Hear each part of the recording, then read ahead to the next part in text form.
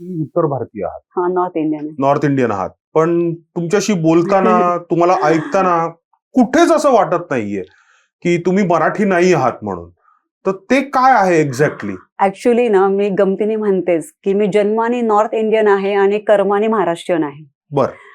मी 1 वर्षाची होते तेव्हापासून आम्ही इथेच आहोत सर. आणि माझं पूर्ण शिक्षण महानगरपालिकेच्या शाळेत झालेलं आहे, मराठी ओके. मीडियम मध्ये. ओके.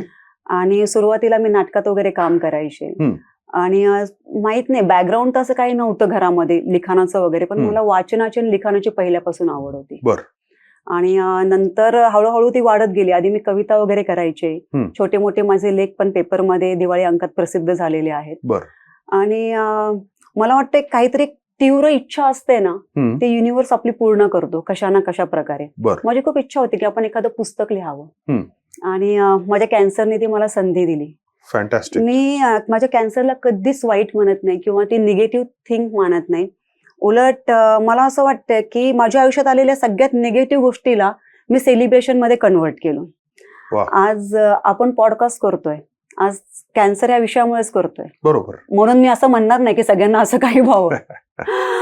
काय ना की एखादी आपण प्रॉब्लेम इज प्रोग्रेस.